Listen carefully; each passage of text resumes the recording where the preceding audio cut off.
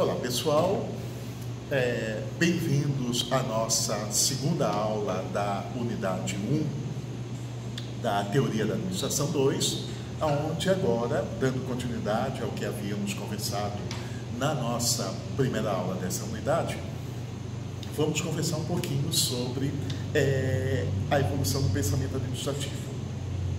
Bem, com a evolução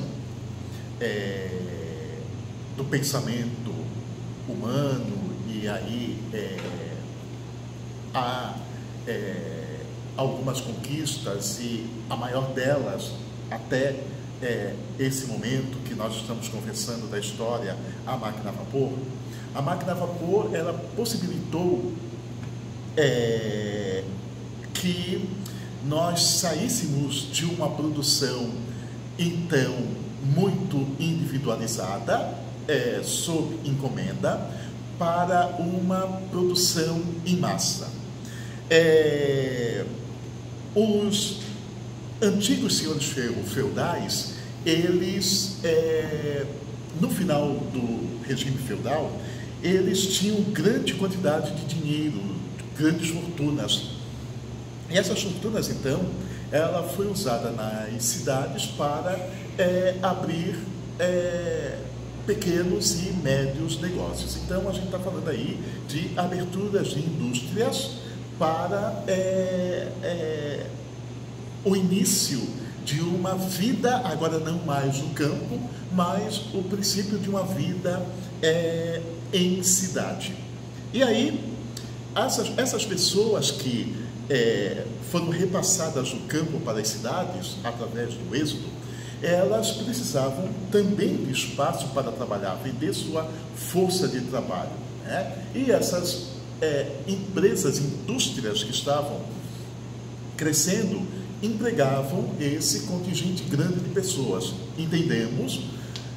Pessoas sem a mínima qualificação profissional, porque antes elas trabalhavam com foice inchada, e agora elas estão trabalhando no espaço industrial que está surgindo. Então, muitas pessoas analfabetas, sem qualificação. E aí a gente vai ver que 1800, no final de 1800, a gente tem na história do pensamento administrativo uma figura marcante chamada Frederick Wilson Taylor. Taylor, ele vai propor, e não na Europa, mas nos Estados Unidos, no Vale do Silício, ele vai propor a um conjunto de donos de indústrias formas de melhorar o lucro. Então, nós estamos falando de um período pós regime feudalista. Esse período pós-regime feudalista a gente vai chamar de regime capitalista. Então, ainda no feudo nós estamos numa visão pré-capitalista. Depois do regime feudal nós entramos na ideia de um regime capitalista. Esse regime capitalista, então, com incremento de indústrias nas cidades, a exploração do carvão coque para, então, a máquina a vapor. E nos Estados Unidos a gente vai ver que a indústria, ela toma forma e corpo muito mais rápido e de forma qualitativa do que na própria Europa, berço da Revolução Industrial. E aí, Frederick Wilson Taylor, ele chega numa indústria, na Midvale Steel, e diz: olha, eu tenho uma forma de fazer com que vocês aumentem os lucros. E é aí que a gente começa uma conversa sobre a administração enquanto ciência. Lá na nossa apostila, vocês vão ver que as abordagens da administração nos remetem a estudos das correntes, ou seja, abordagens ou escolas do pensamento que tratam da administração como um campo sistematizado do conhecimento e pode ser segmentado em três grandes blocos, interdependentes. Um bloco onde a gente tem ideias prescritivas, normativas, um outro explicativas e descritivas, e um outro e último bloco com uma visão mais crítica. Com relação ao primeiro bloco, aonde a gente vai identificar uma abordagem mais prescritiva e normativa, inicialmente a gente vai ver a administração clássica. A administração clássica que é estritamente formal.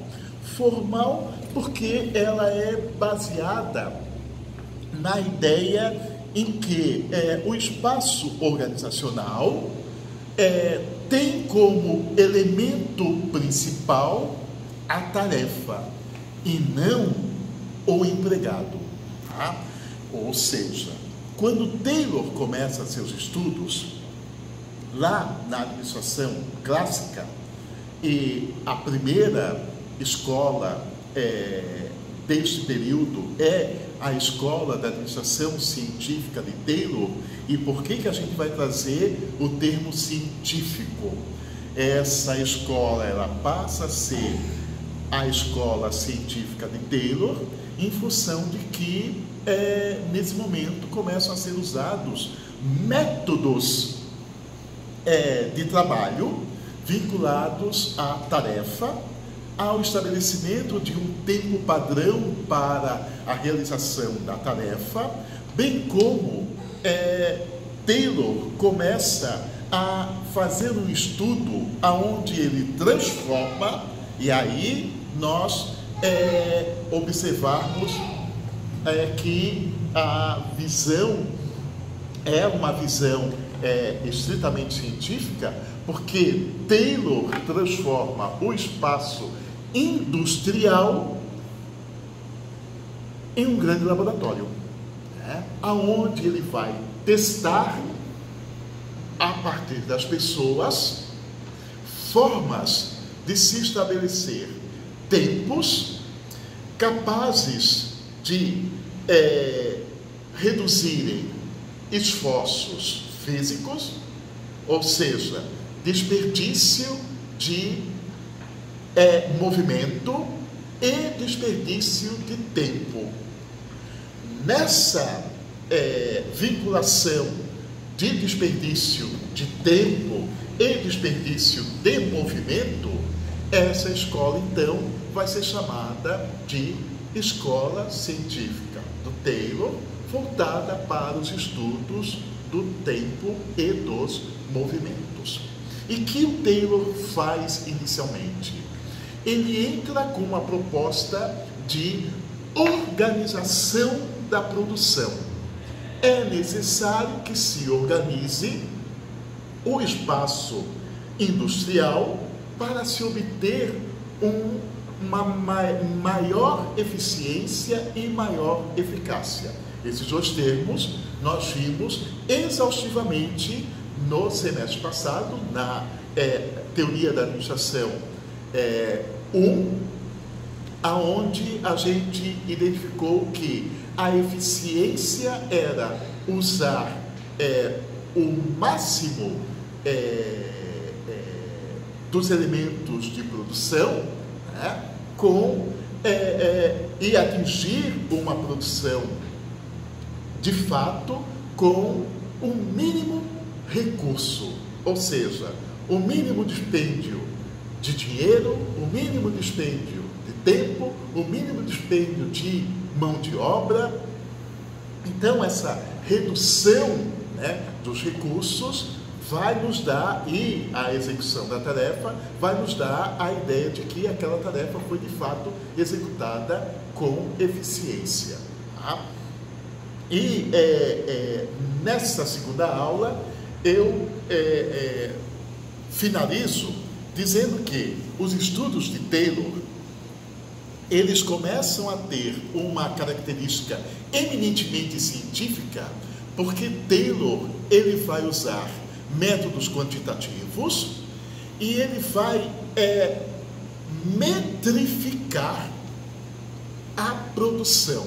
Então ele vai, através de um cronômetro, ele vai observar o tempo em que a tarefa é desenvolvida, ele vai fazer várias mensurações até identificar, nesse primeiro momento, um tempo padrão. E por que um tempo padrão nessa visão da administração científica?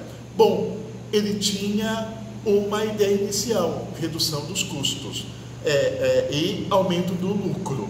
E como é que se aumentaria o lucro? Ele disse, uma forma que nós temos para efetivamente aumentarmos o lucro é atacarmos os problemas dos salários. E o que acontecia naquele momento? Nós tínhamos uma indústria que não identificava a tarefa dos seus operários. Ou seja, aquele operário que, uma hipótese, produzia 10 peças em 10 minutos, ganhava o mesmo que o operário que produzisse a mesma peça, mas ele produzia, digamos, 8 dessas peças nos mesmos 10 minutos. Ou seja, uma diferença de 2 peças.